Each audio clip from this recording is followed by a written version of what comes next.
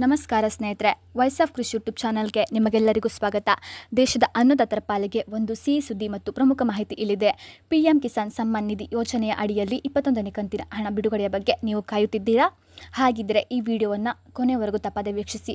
ಹಾಗೆ ನಮ್ಮ ಚಾನಲನ್ನು ಸಬ್ಸ್ಕ್ರೈಬ್ ಮಾಡಿಕೊಳ್ಳೋದನ್ನು ಮರಿಬೇಡಿ. ಪ್ರಧಾನಮಂತ್ರಿ ಕಿಸಾನ್ ಸಮ್ಮಾನ್ ನಿಧಿ ಯೋಜನೆಯಡಿ ನಮ್ಮ ರೈತ ಬಾಂಧವರಿಗೆ ವಾರ್ಷಿಕ 6,000 ರೂಪಾಯಿಗಳ ಆರ್ಥಿಕ ನೆರವು ಸಿಗುತ್ತದೆ.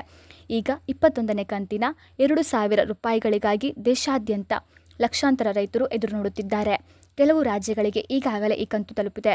ಇತ್ತೀಚೆಗೆ ಸುರಿದ ಭಾರೀ ಮಳೆಯಿಂದ ಪ್ರವಾಹಕ್ಕೆ ತುತ್ತಾದ ಪಂಜಾಬ್, ಹಿಮಾಚಲ ಪ್ರದೇಶ ಮತ್ತು ಉತ್ತರಾಖಂಡ ರಾಜ್ಯಗಳ ಸುಮಾರು 2.7 ಮಿಲಿಯನ್ ರೈತರಿಗೆ ಕೇಂದ್ರ ಸರ್ಕಾರವು ಈಗಾಗಲೇ 21ನೇ ಕಂತಿನ ಹಣವನ್ನು ನೀಡಿದೆ.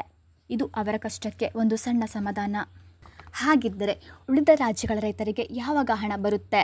ಮಾಧ್ಯಮಗಳ ವರದಿ ಪ್ರಕಾರ ಈ ವರ್ಷ ದೀಪಾವಳಿ ಹಬ್ಬದ ಮೊದಲು, ಅಂದರೆ ಅಕ್ಟೋಬರ್ ತಿಂಗಳ ಕೊನೆಯ ವಾರದ ವೇಳೆಗೆ 21ನೇ ಕಂತಿನ ಹಣ ನಿಮ್ಮ ಬ್ಯಾಂಕ್ ಖಾತೆಗಳಿಗೆ ಜಮೆಯಾಗುವ ಸಾಧ್ಯತೆ ಇದೆ. ಹಬ್ಬದ ಸಂಭ್ರಮಕ್ಕೆ ಇದು ಮತ್ತಷ್ಟು ಖುಷಿ ನೀಡಬಹುದು.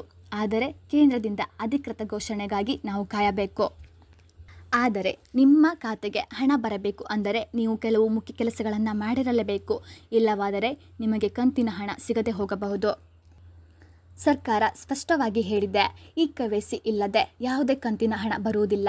ನೀವು ಇನ್ನೂ ನಿಮ್ಮ KYCಯನ್ನು ಪೂರ್ಣಗೊಳಿಸದೇ ಇದ್ದರೆ ಈಗಲೇ ಮಾಡಿಸಿ. ಇಲ್ಲದಿದ್ದರೆ ನಿಮ್ಮ ಹಣ ಸಿಲುಕಿಕೊಳ್ಳಬಹುದು.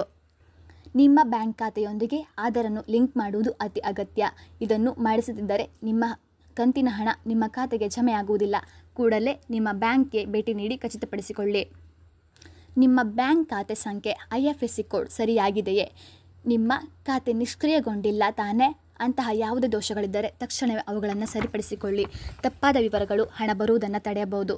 ಸ್ನೇಹಿತರೆ, ಈ ಎಲ್ಲ ಮಾಹಿತಿಯನ್ನು ಗಮನದಲ್ಲಿಟ್ಟುಕೊಂಡು ನಿಮ್ಮ ದಾಖಲೆಗಳನ್ನು ಸರಿಯಾಗಿ ಇಟ್ಟುಕೊಳ್ಳಿ.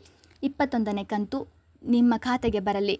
ನಿಮ್ಮ ಕೃಷಿ ಕೆಲಸಗಳಿಗೆ ಮತ್ತಷ್ಟು ನೆರವಾಗಲಿ ಎಂದು ಆಶಿಸುತ್ತೇವೆ. ಈ ಮಾಹಿತಿ ನಿಮಗೆ ಇಷ್ಟವಾದರೆ ಈ ವಿಡಿಯೋವನ್ನು ದಯವಿಟ್ಟು ಲೈಕ್ ಮಾಡಿ. ಹಾಗೆ ನಿಮ್ಮ ಸ್ನೇಹಿತರೊಂದಿಗೆ ಶೇರ್ ಮಾಡಿ. ಇದೇ ರೀತಿ ಮತ್ತಷ್ಟು ಉಪಯುಕ್ತ ಮಾಹಿತಿಯೊಂದಿಗೆ ಮತ್ತೊಂದು ವಿಡಿಯೋದಲ್ಲಿ ಸಿಗೋಣ. ಅಲ್ಲಿಯವರೆಗೂ ಧನ್ಯವಾದಗಳು. ಶುಭ ದಿನ.